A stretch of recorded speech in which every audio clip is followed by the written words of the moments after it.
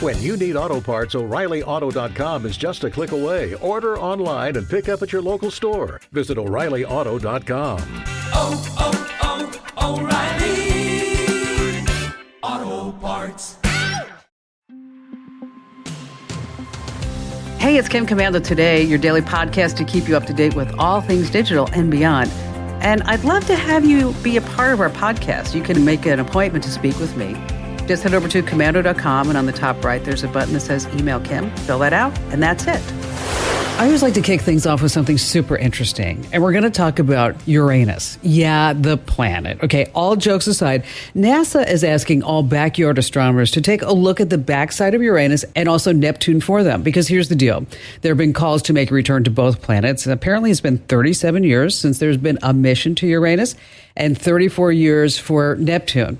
But if a mission was launched now, it would take, at a minimum, 20 years before they would actually reach the planet. So that's why right now NASA is calling for everyone to look at Uranus for science. I know what you're thinking, Kim. I don't need a telescope to look at Uranus. Yeah, and on that happy note, welcome, ladies and gentlemen. I'm Kim Commando, America's beloved digital goddess, here with you once again.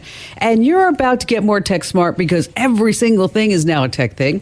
And if you're a brand new listener to the Kim Commando Show, welcome. So glad to have you with us. And if you're already a listener, welcome back. You look marvelous, darling. And you can find my award-winning show on over 420 top stations throughout the United States. And you can also find us as a podcast, as a webcast, commercial-free, over at commando.com. In the upper right-hand corner of the homepage, there's a big old button that says Commando Community. And yeah, I said commercial-free. Now, if you're listening on the radio, we love that. And just a reminder, you can also get us as a podcast Monday through Friday. Wherever you get your podcast, just search for my last name with a K, of course, and that's Commando. And our T-Mobile Unlimited listener line is now open at 1-888-825-5254 is the way to join us. And if you're just too dang shy to come on a big-time radio show and podcast, I get that. You can just head over to commando.com, and in the upper right-hand corner, there's a link that says Email Kim. Alrighty, then every single day, I check out at least 35 different websites to make sure you're up to date on all things digital. And here are 5 things that you need to know that's happening right now. And we're going to start with yet another viral TikTok trend. Only this time, it's not silly, it's not dangerous, it's not a complete waste of time. That if you've ever taken a college-level class on math and probability, then you may have heard of the infinite monkey theorem. Okay, it says that a random monkey punching randomly on a keyboard with an infinite amount of time will eventually type any given text, even War and Peace. Yeah.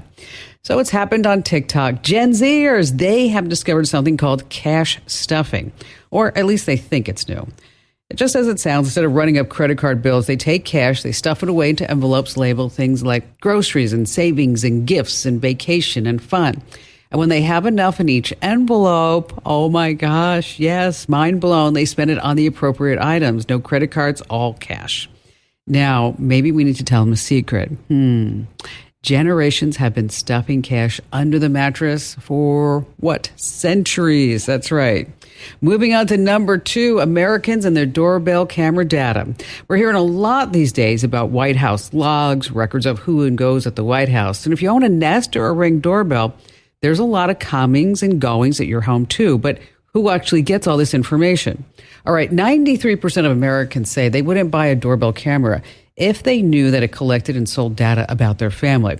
But the big selling doorbell cams are from, yes, ding, ding, ding, big tech companies. Nest is owned by Google. Ring is owned by, of course, Amazon. And millions more just add Nest and Ring cameras to our homes every month. But only 13% are aware that all the Ring and Nest data is collected, stored, and sold. Okay, now add facial recognition tech to the mix, and your Ring and Nest cams are generating all these mountains of data on you and your family. And where it's going, nobody really knows. So that's why if you want a video doorbell, get yours from our sponsor, SimpliSafe. It does everything that the Nest Ring does and more. And you can learn more about it over at simplysafekim.com. All right, moving into number 3 on our list of 5 things, the Twitter killer Threads. That's right, Mark Zuckerberg, so-called Twitter killer. It launched like a July 4th fireworks show, and within 5 hours, Zuckerberg claimed, wasn't authenticated, but he claimed that 10 million people have signed up. Oh, so where is Threads today? Unraveling, pun intended, Another unverified report claims that within a week, Threads reached 100 million users. I don't think so. Analysts say maybe 10 million, maybe. So it's a safe bet that Threads isn't going to get another free publicity ride like it did on its launch, even though they are launching a website version. I suggest that Zuckerberg put his Threads up on his trophy shelf right there next to his metaverse. Yeah, the dream world nobody wanted. All right, moving on to number 4. You're browsing Facebook and you see all these flashy ads for artificial intelligence tools like OpenAI, Midjourney, and Google. They claim there's a huge development and all you have to do to participate is to click. Oh, don't do that. That link is not going to take you to some helpful AI app or site. It's going to download a big heap of malware right onto your device. It's going to steal your passwords, everything with your crypto wallet, and any other valuable credential you might be stored in your browser. So some even imitate real AI websites. And then you get these virus-laced signups. So here's the deal. Don't trust a logo or URL alone. Don't believe all these reports about special deals, limited time downloads, and don't trust the name of any download either. That file may be called best chat GPT ever in the entire world, but it's going to be delivering malware right to your hard drive. And finally, this coming in at number 5. If you can't hear an actor's dialogue when you stream movies and shows, it's not your hearing. And guess what? You're not alone. Remember when everyone complained that TV stations were turning up the volume during commercials? In reality, they never did this, but it seemed like they did because the commercial's audio was mixed, emphasizing the voice track. Yes, so this way you could hear the dialogue over the background. But in streaming, things operate a little bit differently. All the audio, all the sound effects, all the music, all the voices are just squeezed down into one mushy soundtrack to fit your available bandwidth. That is your internet speed. So the result is you just can't understand a thing. And it's not just you, like I said, no one can. The short fix is to follow what Gen Zers, Millennials, Gen Xers, and Boomers, everybody else is doing. You just turn on the closed captioning.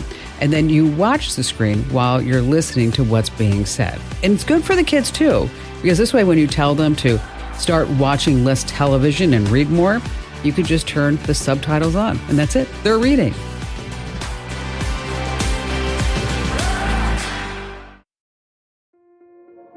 This episode is brought to you by Kia's first 3-row all-electric SUV, the Kia EV9, with available all-wheel drive and seating for up to 7 adults. With 0 to 60 speed that thrills you 1 minute and available lounge seats that unwind you the next. Visit kia.com/EV9 to learn more. Ask your Kia dealer for availability. No system, no matter how advanced, can compensate for all driver error and or driving conditions. Always drive safely.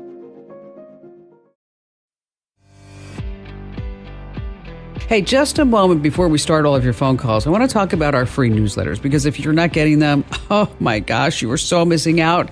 Over 500,000 we send every single day. In the morning, you're going to get the tech news that you need to know. I'm talking about changes, things that are happening with big tech and Congress and these big security alerts and breaches. And then, of course, we throw in some tips and always a funny meme at the end because everybody needs to smile in the morning.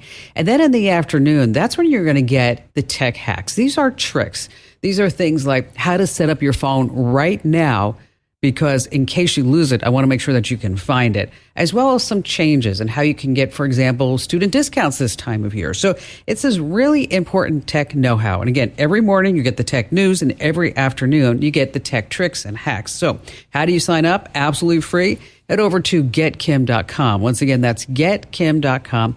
And I have to tell you, I'm not going to sell, lease, distribute your email address to anybody ever. Okay, so your email address is safe with me. And if you used to get our newsletters and you said, Kim, they just were pretty crappy. Yeah, they were crappy. They were. But these newsletters are not. There's only one ad per day per newsletter. So again, you can sign up right now over at getkim.com. And how about we start with Ruth in Hyde Park, New York? Well, as I said to your screener, I am in the process of planning my high school 55th class reunion. And since I'm only 12, I'm not quite sure how that works, but... How did that happen? No, I woke up one morning and going, holy cow. Anyway, we had a reunion 10 years ago, and as usual, there are people that wanted to come but couldn't make it for various reasons. and I created a slideshow on CD or DVD, whichever it was. And for people who couldn't come, we sent them a copy so they could see class pictures and, a couple of other things. And people really liked it. So I sat down to do it for this reunion, and whatever program I used is gone. Or back then I was probably on Windows 7. Oh, yeah. And so I need a program that's preferably free or inexpensive to create a slideshow for my class reunion. Okay. Well, the good news is that you don't have to make it on a CD or DVD anymore. Okay. So that's the good news. Because once you create, and now they're not really called like slideshows anymore. You're going to make a movie. Okay. Woo-hoo. And I love your enthusiasm, by the way, Ruth. You're awesome. And then you're going to upload it to YouTube. And then you have a couple of options. You can leave it on YouTube so anybody can look at it, or you can just make it so unless somebody has the link, then they'll be the only ones who can see it. Okay. Okay. I didn't think of that. I have put stuff up on YouTube, but just didn't think about it. Oh, yeah. No, this is great. So you know what I'm saying. You don't have to because you email somebody a CD or DVD and they're like, oh, it doesn't work. I can't get it to play. Yep. Or I don't even know where my Blu-ray player is anymore, that's my excuse because I'm sure it's in the house somewhere. We just don't need it anymore. All right. So a couple of things. There's, probably one of the great programs out there to do this with. Let me back up. You've got a couple of ways to do this. You can pay by the month for a program because now it's software as a service. Okay. Right. And so you can pay by the month and it's like $5 to $7 a month, or you can actually buy a program. Okay. And so when you start looking at video creating programs, and we want it easy and we want it fun and we want the transitions, and it would be really great, right, Ruth, if there was a template. Absolutely, because I've gotten lazy as I've gotten old. Well, yeah, that, and you know what? Who wants to recreate the wheel, right? And then the other thing too is we want to make sure that we use really good music, and if it is on YouTube, we want to make sure that we use music that's not copywritten, right? Right. Because then all of a sudden the YouTube copyright police will come by you, and then they're going to send you this nasty note, and then they're going to force you to take it down, and then all your friends will be like, "Loser Ruth. I mean, she was like this in high school. I thought she was over it, or whatever it was." Some things never change. So we don't want that to happen. But I'm sure Ruth, okay. So when you go to these reunions, are you surprised how old everybody looks? Yeah, except today I forget what I did. I looked at the mirror for some reason. I said, "Who is that person? It's not me." And you're like, "Whoa!" I know it happens to all of us. It does. And then I say, "But I'm still here. I'm still kicking." That's it, and that's the important thing. Which is when you start doing some of these videos now with the templates, you can have fun because there's you could grab a yearbook picture and do a before and after.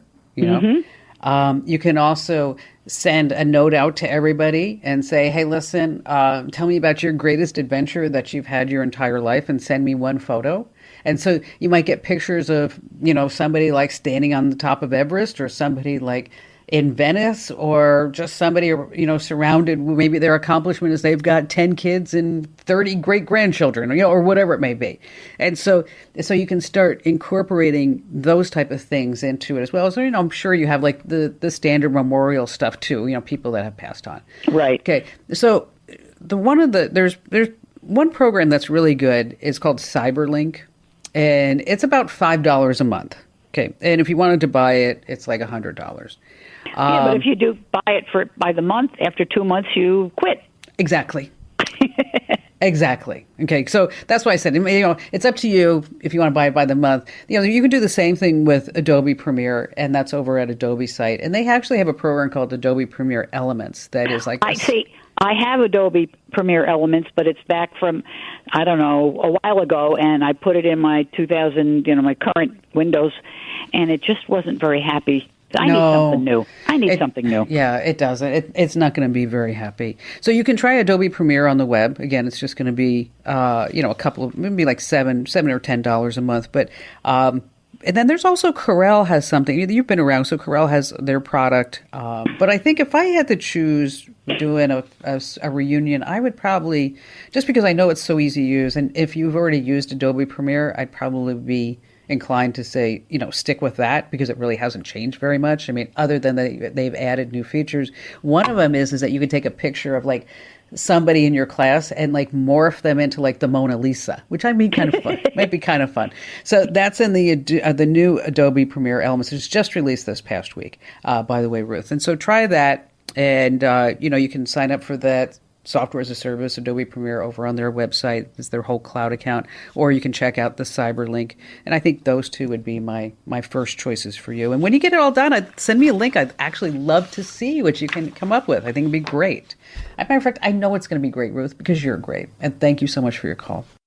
Family reunions are always so much fun, right? Because this way it gives you the ability for everybody to get together and reminisce and, recreate those old bonds. But one of the things that I want you to remember when you do have a family reunion is that, yes, the family is there, especially the older adults. So anytime you can get together with your family and some older adults, what I want you to do is to make sure that you just whip out your phone and put it on a tripod and then just ask your family member to start telling you stories. That's it.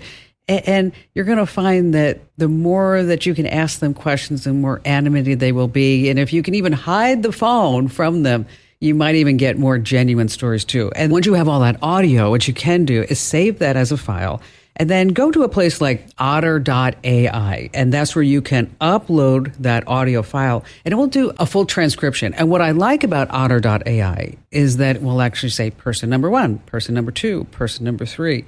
And then you can even take that a step further. And when you have all those stories, you could create a beautiful coffee table book with pictures of grandma and grandpa and then parts of those stories on the side. So family reunions, yeah, a lot of fun. And it's not a great place to talk politics ever, but if you can get those stories from your older adults, that's going to be really, really sweet. All right, let's switch gears just for a second and talk about Facebook Marketplace. You're over there and you spot a deal. Someone's moving and they're giving away their piano for free. And you're like, yes, that's fabulous. I've always wanted to have a piano. All right, not so fast, buckaroo. The Better Business Bureau released a big warning about an uptick of scammers pretending to be giving away pianos. Yes, it starts with a great offer on platforms like Facebook Marketplace or OfferUp. And as the story goes, they're downsizing. They're looking for a good home for their beloved piano. And while the piano is free, you just have to cover the shipping costs. So the supposed owner then refers you to movers who demand payment via digital wallet apps, wire transfers, or even a prepaid debit card. But here's the kicker. Once the payment is made, you know where I'm going with this, the piano never arrives. So always steer clear of any deals involving third-party shipping and always verify the authenticity of items, even free ones. Yeah, I know. Scammers are everywhere we look.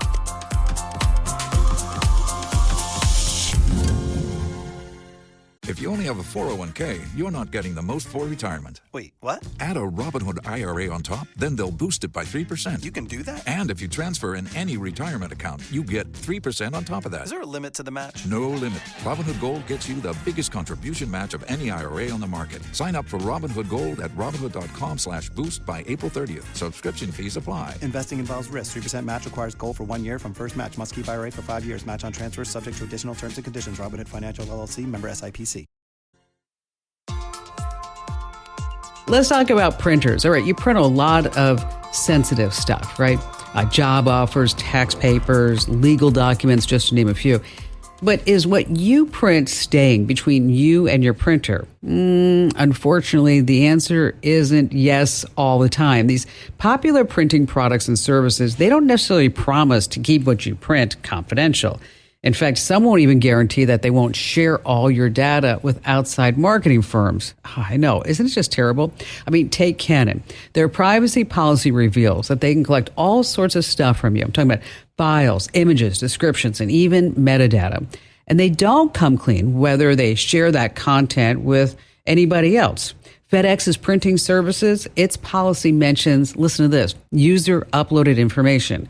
And if you print over at Staples, be aware of this. They can keep and store personal data, including what they say, copy and print materials. So if you're using a printing service, just know somebody's keeping track of all it and they may be selling it. All right, let's go over to Sioux Falls, South Dakota and talk to Layla. Welcome to the show. Well, I have a computer question. Okay. To start off, Our family uses a Mac primarily, and we have a 16-year-old son that wants to be a pilot, and we found that the flight simulator packages that he's got don't work well on a Mac. So we bought a PC strictly for his piloting practice. Anyway, there's one program called Real Flight that he would like to connect to the internet, and I'm wondering, is there a way to connect just that program so that he's not out there on the web doing all kinds of stuff? Yeah, you're smart for calling. You are, because it's like everything's just like one click away from disaster, isn't it? It's like right. Let's just walk through this, and then I'm gonna send you via email some additional information. Okay. Oh, good. Okay. What you're gonna do is you're gonna configure this machine to have two profiles. Okay. One is gonna be the administrator, and one is gonna be a standard user. Because you're the mom, you pay the bills. Yep. Guess what? You get to be the administrator, right? Okay. Right. And your son is just a standard user. So what you have is something called, there's a firewall there. And so what you can do is you can allow and block certain content on the firewall. You can say that none of the browsers can be used. You can block apps from accessing the internet. You really have the ability to do just about anything, any control, just about anything there. Now, the steps on how to do this are pretty, you can do it. I'm going to send you all the steps, but it's like you go into the control panel, you go to system security, Windows Defender, advanced settings, and then you're going to block out conventions and outbound rules. See where I'm going like with all this? It's kind of like, but I'll write all this up for you. And so you're only going to allow Real Flight, and that's going to be under the outbound rules. And so the only thing that he'll be able to do on there is just allow this Real Flight program to access the internet. I think that's fabulous. Has he always wanted to be a pilot? Maybe for about 3 years. He's in Civil Air Patrol, and we're headed that direction. So that's great. That's awesome. And the flight simulators are just, it's really wonderful because this program, which I'm sure you read about, it gets real-time data. Oh, right. And, yes. So awesome. And so you're, so if it's raining in Sioux Falls, it's raining on his computer, And a friend of mine, she flies a jet. She's just, this woman is just amazing. She is a single pilot, flies her own jet. I'm like, you're just bad. You know what I mean? You're just like, you're just like Kick. She just does everything, And I was in California, and she lives down the street from me. And so I was sitting at my desk, and I felt something kick my chair, and I thought it was my 95-pound golden retriever. Mm-hmm. And I turned around, the dog's not there. And then it was the earthquake. And it was like a 5.1 earthquake. And it was about like 50 miles from the house. So, and then my desk kind of I started swaying a little bit. And I thought because I just got back from a run, I didn't drink water. I'm like, oh my God, my blood pressure's so low. It's like, I'm like, no, it's an earthquake, so it's like, and so anyway, so I texted my friend and I said, was that just me or did I feel the earthquake? And she texted me back. She goes, I was in my flight simulator. I thought I was going through turbulence. So anyway. Oh my, funny. So anyway, I'm going to put you on hold, Layla. Okay. I'm going to put you on hold, and then we're going to send you out all these steps. Now, if you need any help afterwards, I just want you to know that we're always here for you. And we can always lend a hand. But again, you're just going to work in some firewalls. We'll give you some links. And there's also some videos I think we can probably point you in a direction. But piece of cake. You got this. And thanks for your call. All right. So you think someone was snooping on your computer? Right. Here's how to see what they were doing.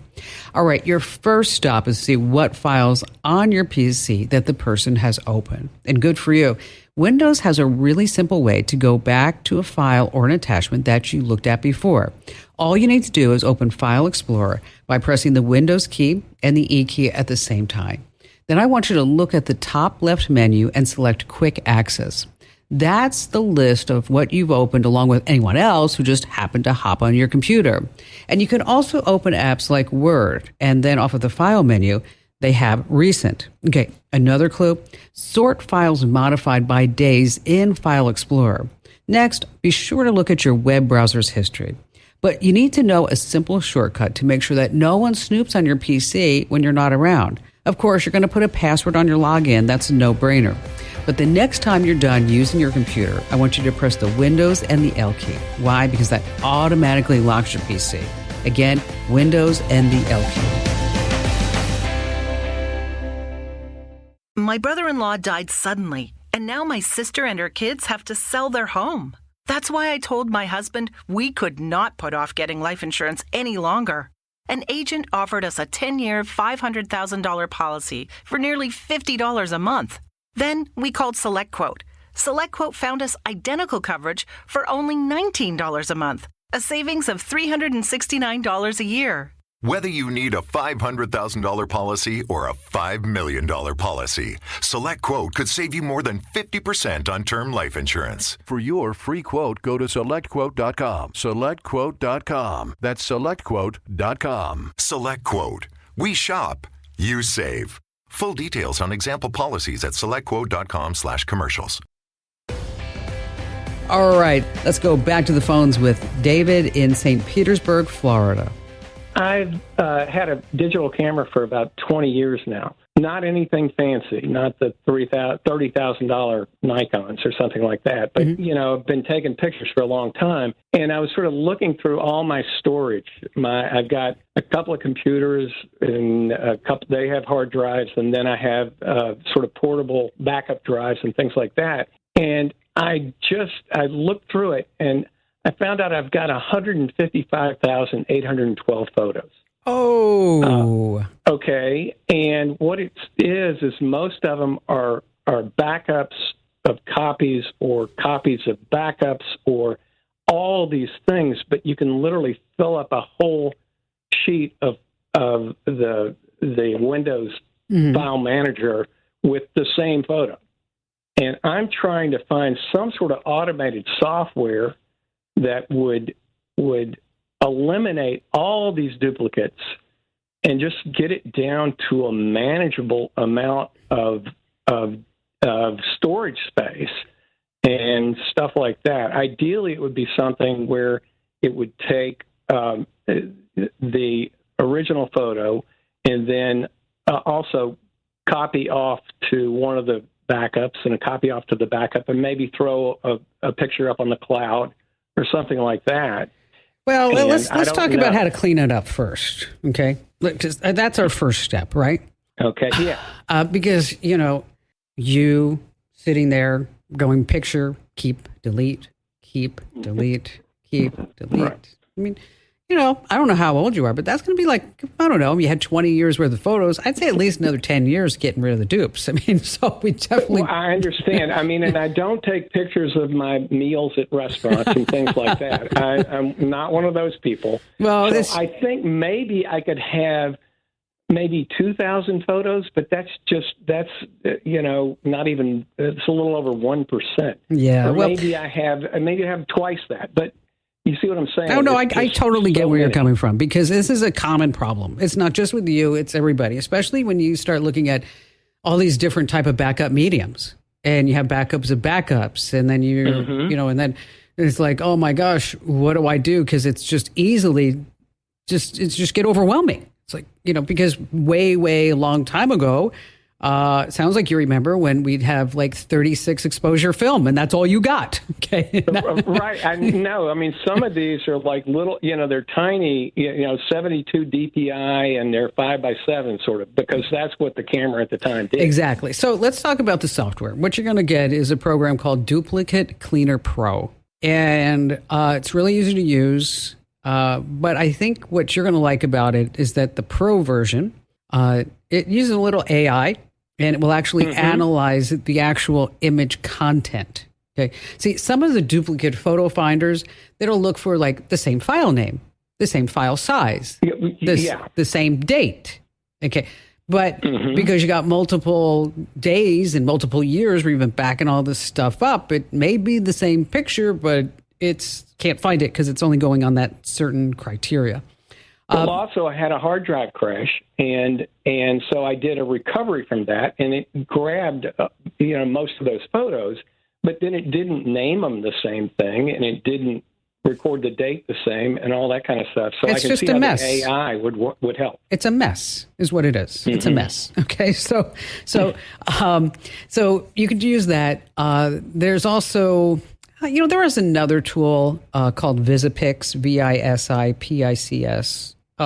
You might want to try that. Both of these have trial versions, so you might just want to download both and put it on a folder and see which one actually works the best for you. So you're going to look at Duplicate Cleaner Pro and VisiPix. And by the way, there's a tool from Microsoft that's free for Windows called SyncToy. It's been around forever. And it will help you keep these directories in sync. So you might want to take a look at that. But also keep in mind, some of these programs, they want to do it all automatically for you. Just make sure that you select the option that you can actually review them one by one if you want to. I'm not saying that, if you need to, if you want to. By the way, if you're on a Mac, the new Photos app that you have on your Mac and on your phone, by the way, it actually has a duplicates folder. Now, you may be unaware that this even exists. And so if you have never looked, I did myself when it first came out. I haven't looked at it for a while, but when it first came out, I think in the spring, I had like 3,000 duplicate photos. And I admit, unfortunately, there were some duplicate photos of like spaghetti dishes and ramen noodles. So if you're on a Mac, make sure you check that. For everybody else, again, VisiPix Duplicate Cleaner Pro. Thanks for your call today, Dave. All right, before we just leave this whole topic about backing up photos, and let's just go through some parameters and some estimated counts. So like, for example, of course, there's JPEG and there's RAW files. Okay, a standard resolution JPEG image, I don't know, it's anywhere between 1 and 5 megabytes. Now, if it's a DSLR, mirrorless camera, that could be 10 megs or more. Now, RAW, that's an uncompressed file. Okay, those can be anywhere between, say, 25 megs, and maybe as high as 50 megs. So when you start looking about how much storage that you need, you really need to say, okay, am I storing in JPEG or RAW? Now, RAW is really, like I said, for the pros. So a casual photographer, I bet you have all JPEGs. So for about 100 photos, you may need anywhere between 1 and, say, 3 gigs of storage, okay? Now, if you're doing a JPEG and also some RAW files, well, then you may need, for 1,000 photos, you maybe need 35 to 60 gigs. Now, let's say that you're really a professional. RAW files, 5,000 photos up to 300 gigs. And don't forget about your videos, because they take just a crap load of storage too. So if you're shooting videos, especially in 4K, that storage requirement is going to go up, right? So a 1 minute 4K video is usually about 400 megs. So you just kind of keep these numbers in mind. Now, I love cloud storage, but also you might want to consider a network attached storage if this is something that you are really doing. You're really into photography, so this way you have it right there. But just keep in mind, a NAS, a network attached storage, is a hard drive, and guess what? Hard drives can fail. That's right. All right, there's one really important thing that you need to do today. What I want you to do is to sit back. I want you to Google your phone number, because this way, if it's out there, you can have it removed from the search results. So for many years, there wasn't much you could do to remove your personal information from Google's search results. So why are they changing? Here's the deal, is that they're getting into AI, like every other big company in the universe, and they're going to go out and just suck in everything off the internet, so that could be part of Bard. Instead of ChatGPT from OpenAI, Bard is what Google's calling their AI. So if Bard has a lot of personal information inside its knowledge base, what do you think will happen next? Yes. Follow the money train. We're talking about lawsuits. Because in the past, if your bank account details, your credit card numbers are scammers, Google might remove that, but maybe not. You will probably just ignore it. But as I mentioned, Google has just made some major changes because of AI, and you can now request the removal of your personal contact information from Google's search results. And this includes not only your phone number, but also your email address, your physical address, and any login details that might be out there. Now, before you get all excited about this, okay, Google's changes does not mean that all your personal identifiable information, your address, your age, your date of birth, and who your relatives are, that's available on these countless people's search sites. Your contact details will only be removed by Google. So you'll find the exact link to start the process over at my website, That's Commando.com. Just type in the search box, remove personal data, and Google. Hey, do me a solid and tell 3 friends about the Kim Komando Show, because knowledge is power. And you can find me 24/7 at Commando.com. This program is a copyrighted production of Westar Multimedia Entertainment and protected by the copyright laws. Any rebroadcast or use of this program for commercial, business, economic, or financial purposes without the written permission of Westar Multimedia Entertainment is strictly prohibited.